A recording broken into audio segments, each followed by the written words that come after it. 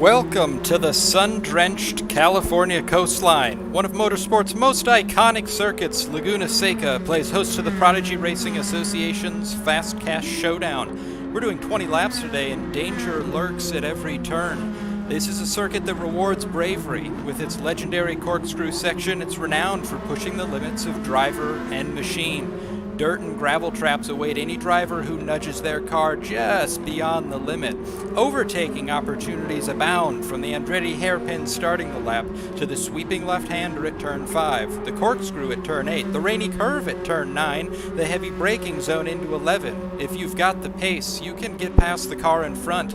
As the drivers settle in, there's a little extra on the line today. From more than 100 qualifiers in the PRA Championship, these are the fastest 10, and they'll battle for cash in just a couple minutes. We have a stellar lineup racing today, showcasing serious pace from around the globe. I'm joined today by the boss himself,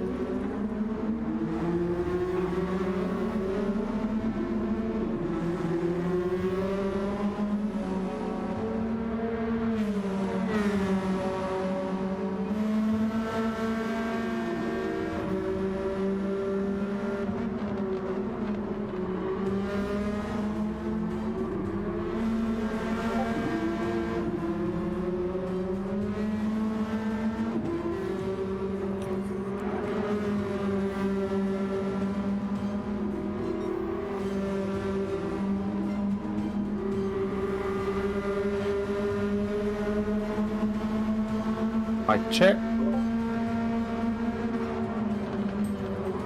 check.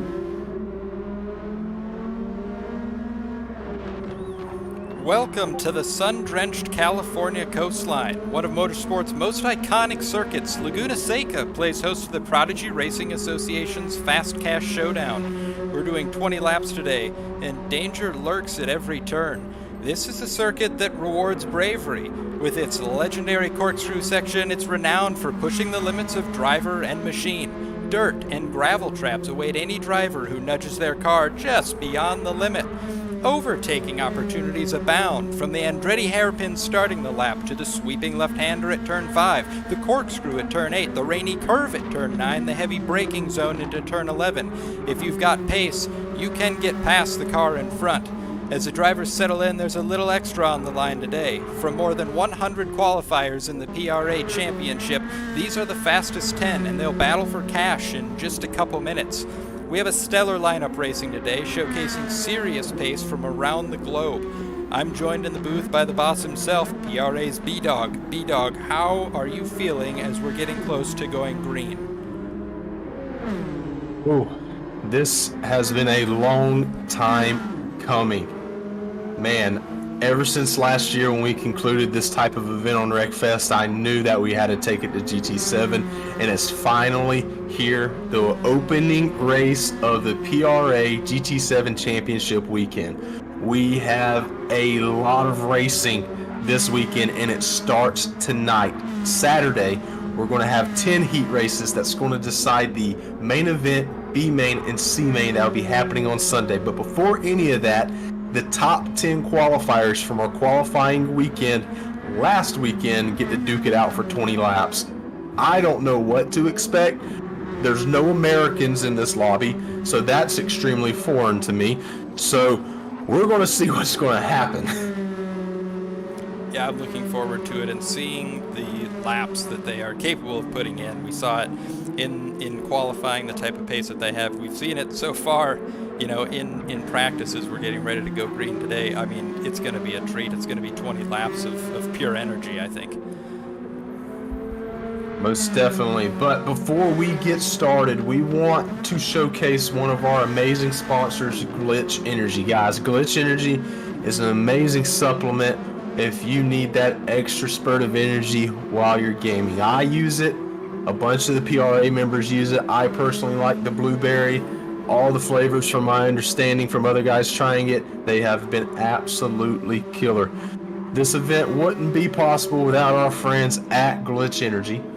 So if you want to get yourself a tub of GLYTCH, make sure you go to their website, glitchenergy.com, or use the link in the description below and use code PRA at checkout for 15% off. I promise you guys will not regret it. There's no crash, no jitters. I've tried numerous amount of energy drinks, from coffee to the store brand energy drinks, and nothing settles with my stomach better than this, and you don't get that jittery caffeine, and it's something that I don't know, just it tastes good too. As you can see on the track right now, our PRA Stock Series Elite Division champion JSM Turismo is taking our beautiful paint scheme, GLYTCH Energy paint scheme in the Sylvia around this treacherous course. Now this is a GR3 competition, boring, but tonight we get to see the official car of the PRA Stock Series compete with some of the best drivers in the world.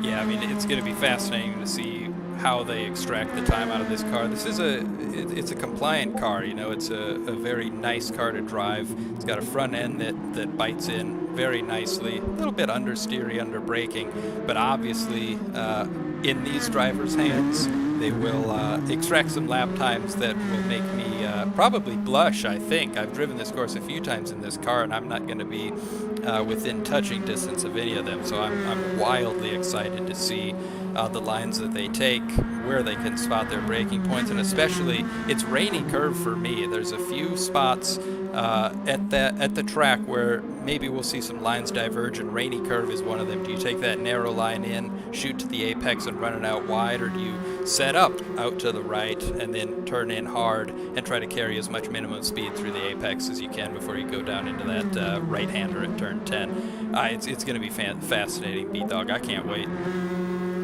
You know, the hardest part of this track for most people is that corkscrew, but to me, that's where I'm able to get heavy on the brakes and gain up to that driver in front of me. Now, it gets difficult for me on the little short left-hand kinks that this track has on the right ones. There's something about that high-speed corner. I'm just not brave enough to just drive it down in there like I should. But we're getting ready to go green.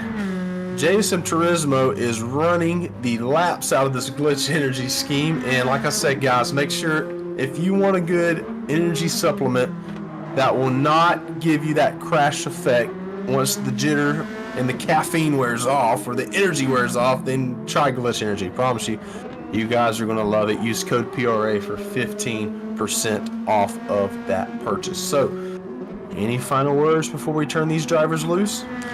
Just to set the table for the people watching, from these 10 qualifiers, they were covered by about 5/10 from 1st to 10th. So it should be a treat tonight. I really hope that this turns out how I think it will. I suspect it will. And for anyone watching the stream, if you wouldn't mind liking the video and subscribing to the channel, that helps a ton. And it's going to be a real joyride for you tonight, I think.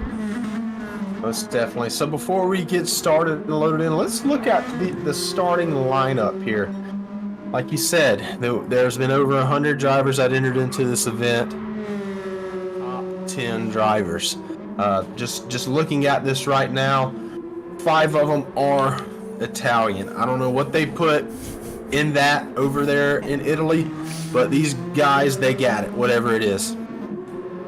Yeah, it's fantastic. What an incredible spread of drivers for one, but we also have drivers from Colombia. We got a driver from Thailand, and then obviously the UK always representing a little bit of speed. But yeah, 5 Italians. I mean, I don't know what the water is they're drinking. I'll take a few cases for myself, though. I'd love to find that sort of pace.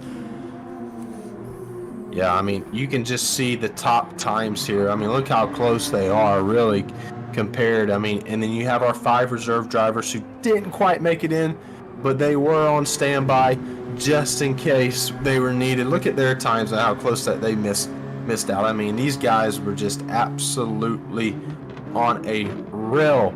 And these were the vehicle selections that they used. Looks like the top 10 all GR Supras, and we had this at Deep Forest Raceway. So that's the times that you're seeing, not the times that these are not Laguna Seca times, these are Deep Forest Raceway times. So just wanted to make that clear, but everything is ready. The track is clear. We're getting ready to turn these guys. Alrighty. Any final words? I'm ready to start. And let me double check, make sure the starting lineup is correct. I do believe it is correct. So let's get these guys underway.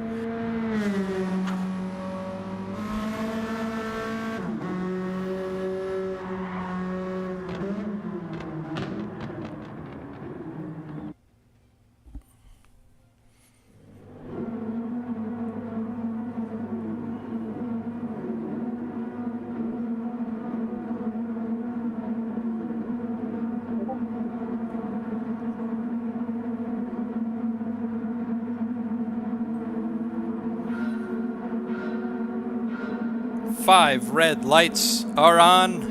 5 red lights are out. We're green, all green for 20 laps at Laguna Seca as we barrel down to the first turn. First turn is actually a little bit of just a gentle left-hander. It's going to be the Andretti hairpin. We're going to see the braking action happen. Let's see them pick their spots. Gino very nicely. Oh, that's good driving. That's very clean driving from everyone as they sort out a little bit of a wiggle onto the gravel there from Gino, who is now in second. It's a UK driver up into first as we look to settle into something of a rhythm as much as you can. It's not really going to happen until we get maybe to the Rahal Straight. Yeah, most importantly, you guys got to remember these are some of the best drivers in the world, so the pace is going to be extremely close. I do not see these guys getting spaced out. I do not. I think that they're going to be nose to tail for the majority of this race. We'll just have to see over time how these guys handle each and every curb. You know, a lot of these guys are utilizing the most of the track that they can. They are on rails competing in this event. Like, literally, they're on rails. They're using every single inch of racing tarmac that they can to find grip and pass. So you can already see it's just a train right now between just the top 10. So these guys, they've raced against each other before at the highest of levels. So it'll be interesting to see how they perform. Yeah, they know exactly what they're doing. I mean, that's a prototype first lap for smart racing. There's just no huge chance it's going to be taking. You'll take any sort of window of opportunity that opens up for you. But beyond that, there's just no reason to try to win the race on lap 1. That's a great place to lose a race, I'll say that.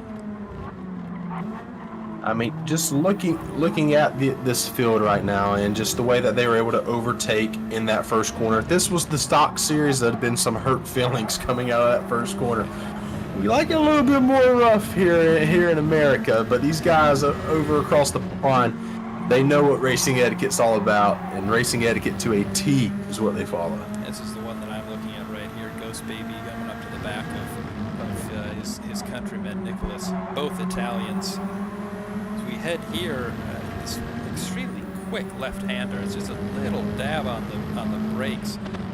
Right there, as you get that nose to turn in, and then you move up onto the Rahal Straight as you come into the corkscrew, which is 7 is a little kink, but the corkscrew itself is 8 and 8A, and that would be the spot. I think there was a little look there from Ghost Baby on if Nicholas had braked a bit too early, but we're setting purple sectors now.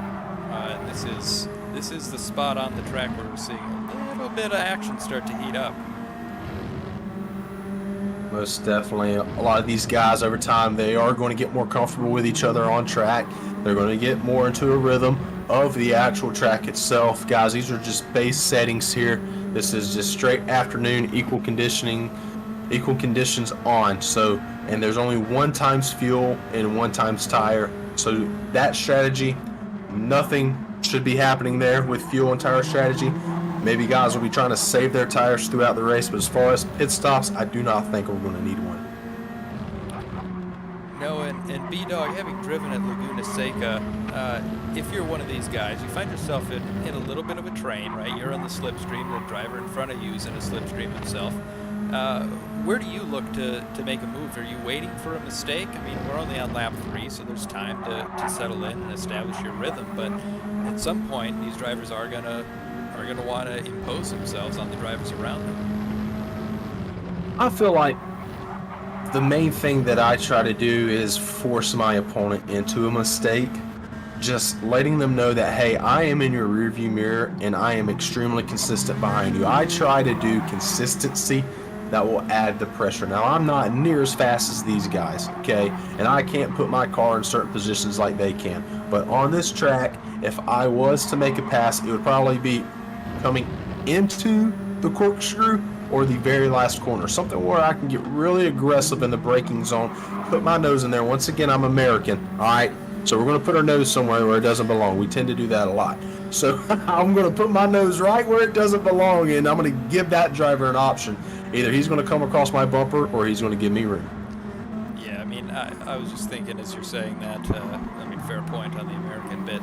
As an American myself, it's rainy curve for me because I think a driver who sets up wide right, so that's the turn, for anyone who doesn't know the names, as you come out of the corkscrew, it's that big left-hander as you set up into turn 10.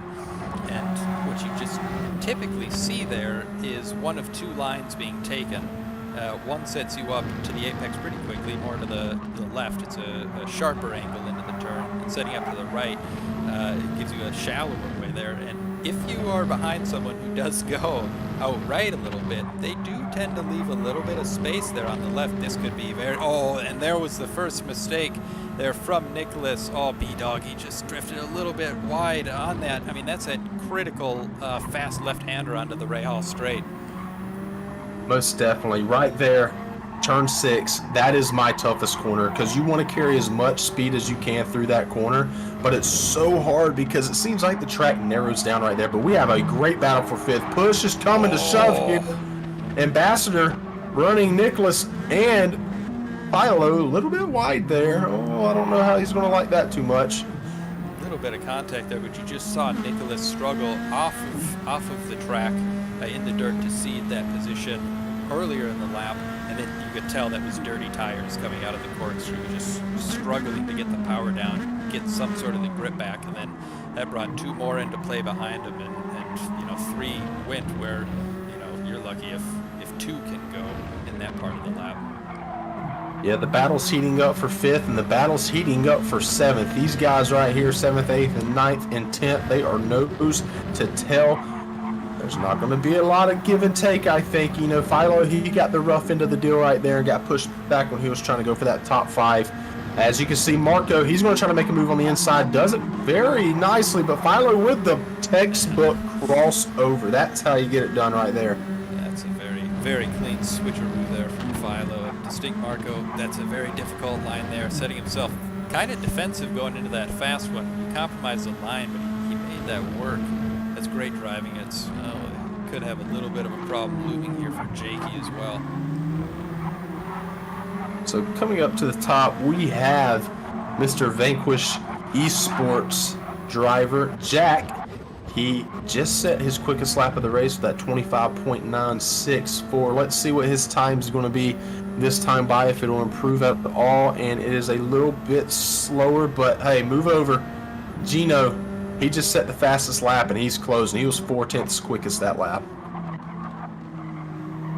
This is always the most interesting phase I find of the early stint of a race is you've settled in, your heart rate's come down a little bit from the start. What can you start to do? How can you start to apply some pressure? You know, you don't want to cook your tires. You don't want to over push anything.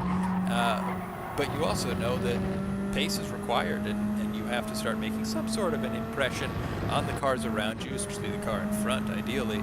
And this is the part of the circuit, or really the part of this race in general, a race of this length, where you might be starting to put a little bit more energy through the tires and extract those lap times, and that's what you see from Gino setting a fastest on lap 6.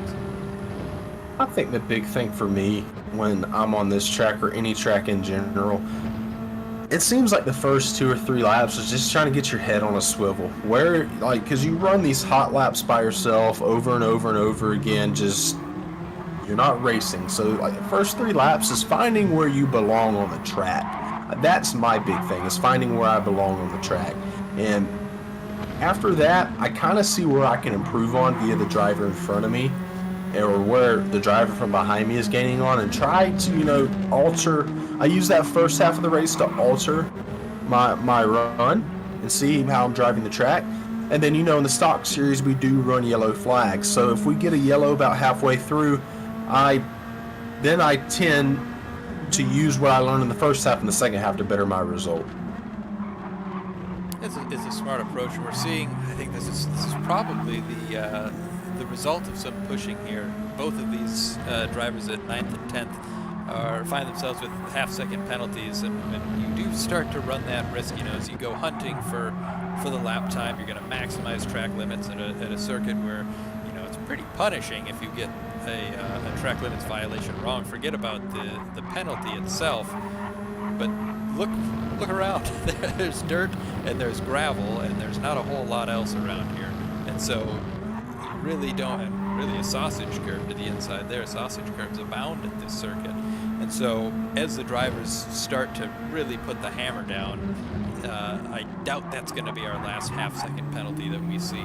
But this is, Philo compromised a little bit there, and that brings Marco into it as we head through Rainy Curve, looking to set up now to the outside.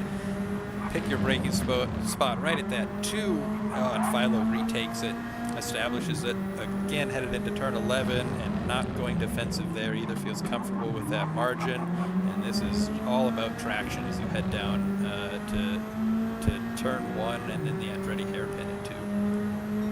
Now, the big thing that you guys need to remember here is no matter where these guys are on the track, they are some of the best in the world. So if I was to get into a lobby in this race, I would probably be half a lap behind right now. Like, you just gotta think, yes, they may be in last place in this race, but these are the best. Like, these were the top 10 fastest drivers out of the hundreds that qualified for this event. So no matter where they finished on this track. And another thing to note, every single person that you see racing, they will be starting position number 1 in their heat race tomorrow. And that's a 10-lap race at Red Bull Ring. So just because they're not up here battling for the win doesn't mean that they're not going to have an opportunity to win their own race. Like, we have to understand here, these guys are the best, and every single one of them will be starting on the pole position in their heat race tomorrow. Those heat races are really going to be a fantastic view into what the margin of pace there is. Because, we're seeing a little bit of a spread out here. Oh, that's big sideways, and Marco saves that one. That's a tricky and neat bit of driving there to rescue that from what looked like that could be disastrous. But as I was saying, you know, the margin here, the field is spread out a little bit. As B-Dog said, he'd be way behind. If he's half a lap down, I'm probably a good lap down and you know, trying to putter my car out of the gravel traps a couple different times. But what you're really seeing here is fantastic fundamental racing so far, which is that, they're pushing, they're dipping wheels in the gravel, but it is very hard-nosed and very fair from what we've seen. A little bit of contact through Rainy Curve, that's to be expected at that corner. The rest of what you've seen is so clean, it's so smart, and I mean, it's just a real pleasure to watch craftsmen really drive like this around a circuit that's this fun to drive and this fun to watch. Just looking at the scoreboard here, those Italians are waiting on Jack to slip up, and when he slips up, they're all going to take advantage, it seems like.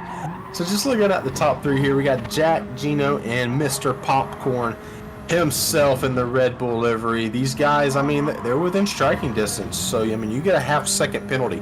You got to worry about penalties, okay, as well as maintaining in front of a car. A half-second penalty here will absolutely destroy your chances of having a good finish. it's a terrible spot to get that penalty too, because it's obviously in a high-speed part of the circuit, but the punishment is, you know, we talk about it like it's a half-second penalty, like it's going to drop you. Okay, if someone's 2 seconds behind you, they're going to be a second and a half behind you, but the amount of momentum that you lose, the punishment is much more often than just half a second. And just from a mental stress standpoint, I can tell you, I've lived it. You get a half-second penalty. Your initial reaction is, well, I definitely didn't go, you know, I didn't go beyond track limits. The game must be wrong. But as soon as you clear that, it's a huge mental pressure of knowing that the person in front of you just saw that happen. They know you've got a mistake in you, and they're going to be pushing extremely hard to try to get you to make another one. It's a wonderful bit of gamesmanship that happens in these mental battles. So even when cars aren't wheel to wheel, if you're within 2 seconds of the person in front, you know, you're starting to put mental pressure on them. It's a very stressful thing if you're a driver being chased. It's a pretty stressful thing if you're a driver chasing too, but you know, you would rather have the position than not. Just looking at some lap times here between first and second, they are just really, really close. Let's see about lap 10, what we are there on. So just 2/10 quicker there or less than 2/10 quicker there for Jack. So I mean, they're both maintaining that distance. You know, that start, I feel like a lot of those guys knew that, hey, this was my chance to position myself for the rest of this race, was the start. I mean, push did come to shove. I think a lot of guys had the opportunity to check up. Some guys didn't want to check up. Other people put other people in uncomfortable situations. But at the end of the day, that's to be expected when you have a hairpin like the Andretti hairpin. Oh, for sure. And you know, as I said it at the time, on just starting lap 2, you're not going to win a race at lap 1, but you can establish track position. You can send a pretty clear message to the drivers in front of you and behind you. This is my space. This is how I'm going to enforce my space on this track. And you saw that happen a little bit. It's not the worst thing to have the elbows out until the race settles down a little bit. As it has, I think we're maybe seeing a little bit of management come into play here. Just focusing on keeping their tires in a good operating window, no big mistakes to lose that tire temperature. And we've seen now here, if you just look at the lap times, using Gino here on screen as an example, a fast lap of 1:25.7 is now dropped back about 7/10.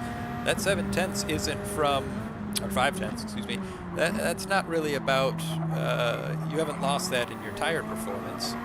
You're just looking to cool things down, stay within touching distance. 1.5 seconds back from the leader is not a bad place to be when you know how punishing this circuit can be, and when you are hoping maybe that there's going to be a mistake in the guy in front. Yeah, most definitely. I mean, Jack, he's has amazing poise right now, and he's displaying that to the community. I mean, these guys, there's something else. Just the way that they're able to run consecutive lap times. I mean, if we just look at the lap times for Jack right now, they are really within 1/10 of each other every single time. So it's crazy to see how he can just constantly put down those consecutive laps. But guys, we're over halfway through this event, and I just wanted to give us, for anybody new joining, the rundown of what's happening. This is the PRA GT7 Championship Fast Cash Showdown presented by GLYTCH Energy. These are the top 10 fastest times out of the whole qualifying weekend that we had last weekend, and they are competing in a 20-lap battle here at Laguna Seca to take home $100 cash. Gino, the guy in second place right now, he was the overall top qualifier this past weekend, and he set a blazing time at that. Okay, so he also won $100 as well. There's over $1,000 being given away this weekend. Like, this is an event that we wanted to give to the community as an opportunity to showcase their ability, and these guys have took it upon themselves to join, and they are displaying their ability. Now, the car that these guys are currently running, and the reason why these guys are running this car, is because this is the official car of the PRA GT7 Stock Series, which is our weekly racing event where we run NASCAR-style liveries across 3 different divisions, which is Elite, Challenger, and Sportsman Series division. That is based off a skill level. Here at PRA, we want to provide an equal racing opportunity regardless of your skill level, and the Stock Series displays that week in and week out. No matter how fast, how slow, how inconsistent, or how consistent you are, there's a spot for you at PRA. All we ask is that you make this community a warm welcome community for anybody that wants to join in and participate. And we've seen it this weekend at the PRA GT7 Championship. People from around the globe has came into the PRA Discord server to muscle up with some of the best. And regardless of the skill level, everybody was made time for it and everybody was welcomed. It's been a great event all around, B-Dog. And we were seeing a battle heat up there that we might be robbed of it now. Marco putting tremendous pressure on Philo there through the middle sector, and then picked up that half-second penalty. And I think there's pace advantage here if Marco can nail sector 1, but then you have to contend with that half-second penalty, and that's the worst feeling when you're closing on the car in front. That bumper's getting very, very large in your windshield, and then all of a sudden you get hit with that red bar, and you know that all that good work is about to be undone before the end of the next lap. Yeah, because as you can see, he's only 4/10 behind him. Like he can smell what that driver ate for breakfast, and after that penalty, he's going to be, like you said, it's not just a half-second penalty. By the time you get right back going, it's pretty difficult to catch up that ground, especially when everybody has equal pace here. If we look at the lap time difference there between the two, the last 3 laps was a high 126, and kind of a little bit of a mistake there on lap 13 that I think gave Marco that good look in. But those are just some faster times from Marco. I think there is a pace advantage there, but this is just the worst. Oh, that's a terrible feeling. Yeah, I mean, it's helpless no matter what ground you make up. Like, look at him now. He went from 0.4 to 1.8, so that's like a 1.5 second penalty just because he probably pushed it a little too hard.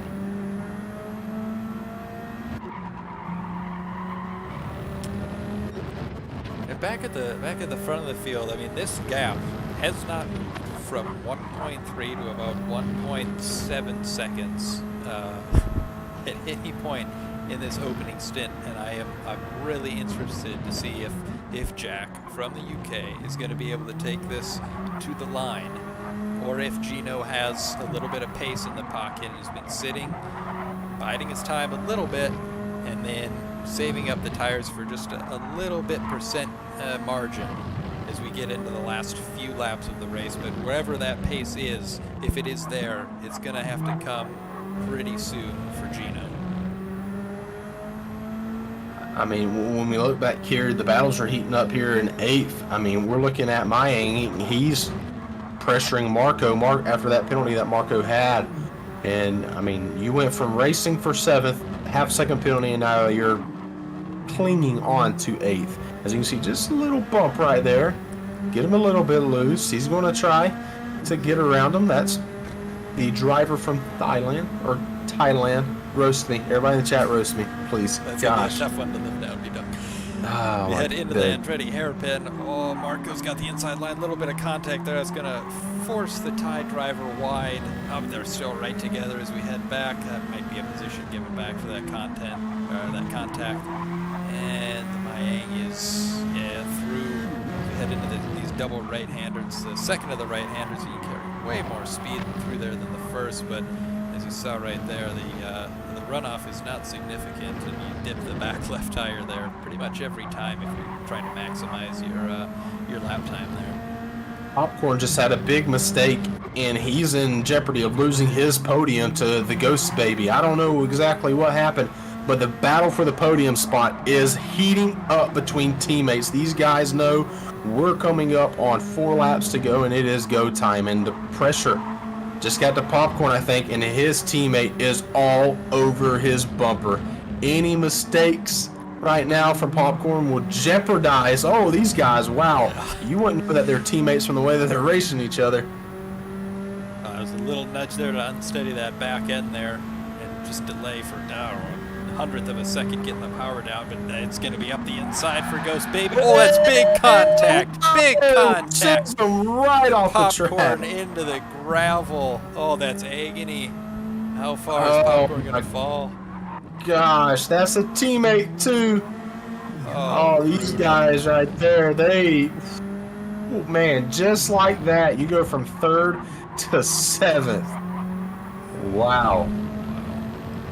Just looked like maybe a little aggressive on the inside line there, but at the same time a little bit of a turn in there from Popcorn, who was set up to the right of the track, and I think maybe turned in, headed toward the apex a little early, and it unsettled the back end and sent him around.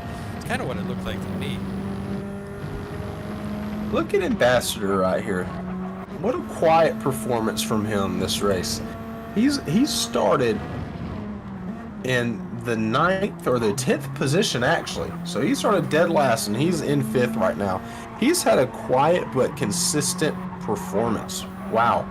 I mean, if nothing else happens, he's going to come on with the top 5. Yeah, and that hasn't been given to him at all. We saw, really at this point one significant off, and it was Popcorn just now. So he's done a lot of the work clawing his way up from 10th. He's done it the hard way. He's done it the honest way. Most definitely. I mean, we're getting down here to the nitty-gritty. We're going to be coming up on 2 laps next time by, and Jack, he has extended his lead. He has been running some very good laps. He was over 3/10 quicker this time by on lap 17, so he knows it's time to go. If he's going to do anything, if he's going to win and close out this victory, he's going to have to run consistent laps for the remaining 3.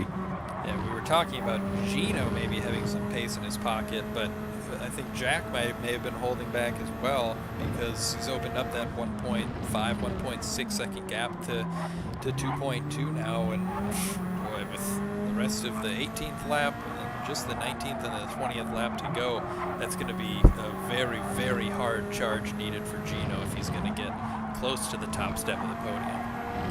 I mean, just looking back at the start of this race, that's what caused what we have. I mean, it seemed like after the start of the race, that first lap, everybody knows to tell, but then the pace started to show.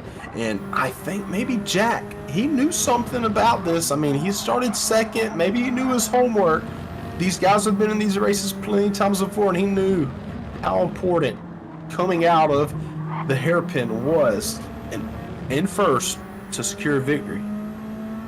Yeah, it's a really beautiful drive from him, and we'll head back there as we edge closer to the end. But I'm fascinated by Popcorn here, who had that off into the gravel.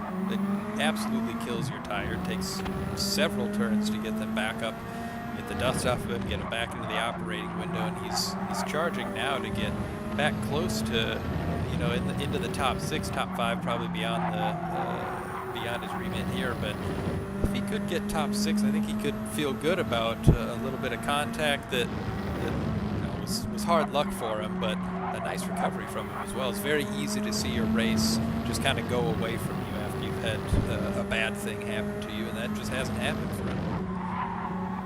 Yeah, I mean, throughout this competition, there's been a lot of people making mistakes, a lot of people not making mistakes, but the one person that hasn't made a mistake all day long, it seems like, is Jack. He's been on rails from start to finish. He's going to be taking the white flag lap right here. One more circuit around this track, and he will be taking home that $100. And just 4/10 margin in that last lap, so there's plenty there. These tires aren't going off. He's showing off, I think, a little bit for us now with dipping that tire in the gravel there. But yeah, what a fantastic drive from all the drivers. We've seen really great, consistent lap times put in. When there's not wheel to wheel every corner, you tend to see it come down to who can pump in consistent, fast laps, and nobody has epitomized that more than Jack tonight. The OK driver is coming up to the very quick left-hander. It's very easy to catch you out. There's no reason to push anymore. He's opened up the gap to 2.8 seconds, heading up into corner 8, the corkscrew. And this is just a great drive to enjoy all the way home. Fantastic work from Jack tonight. Yeah, fantastic work indeed from Jack Boring. It's been a pleasure sharing the booth with you. Jack just has a few more corners until he's going to cap this flawless race off in the win column. You as well, B-Dog. We'll stay on Jack as he crosses the line and then head back through the field. You can see the checkered flag waving in the distance. Yeah, give us a little bit of a wiggle, Jack. Jack wins it. He wins the Fast Cash Showdown. It's Gino who comes home second. The pole sitter, Ghost Baby, is going to finish third. Behind him, Nicholas fourth. An Italian 2-3-4. The Colombian Ambassador, up from 10th, will finish fifth. A fantastic drive there. Philo comes home sixth. Popcorn had that off. He'll finish 7th, drop down to 8th because of that penalty. The tie driver, the Mayang, does a fantastic job to get close and snatch 7th. Marco crosses the line in 9th, and Apex Jakey just coming around turn 11 here will take the checkered flag. Oh, fantastic race around Laguna Seca, B-Dog. It was a pleasure to share the booth with you and a pleasure to be joined by all of you on the broadcast tonight. I hope that you enjoyed this just as much as we did. That was a heck of a time. Guys, just remember, we're not going anywhere. This is only the first race of the weekend, so make sure you subscribe to the channel. You make sure to like this live stream. This helps us out. This is only night 1 of 3 nights. We have over 13 more races starting at, I want to say it is 10 a.m. Eastern Standard Time. You get your morning coffee and we're going straight into a heat race. And then we will be running heat races at 10, 11, 12, 1, and 2. 2 heat races going on at the same time, a total of 10 heat races in all. Everybody that you just seen in this race will be sitting on the pole in their respective heats. I mean, guys, this is as good as it gets. We're going to have a weekend of action-packed racing on Gran Turismo 7. Yeah, incredibly excited. That is the way to spend a Saturday. And no matter where in the world you are watching this, perhaps you've tuned in to see one of your fellow countrymen compete, you know, stay up late if you have to. So perhaps it's not going to be coffee. It's going to be something maybe a little stiffer later in the day, and enjoy some racing action. It's going to be fantastic. I can't wait for it. From everybody at Prodigy Racing Association, we want to thank all the competitors that have competed so far in the PRA GT7 Championship. We want to thank the drivers tonight for their time and giving us the opportunity to showcase their abilities. And of course, we cannot forget the fans. We want to appreciate all our supporters, the guys who tune into the stream, the guys that race with us in our weekly racing series. PRA does not roll without you guys. So thank you so much for tuning in, and we'll see you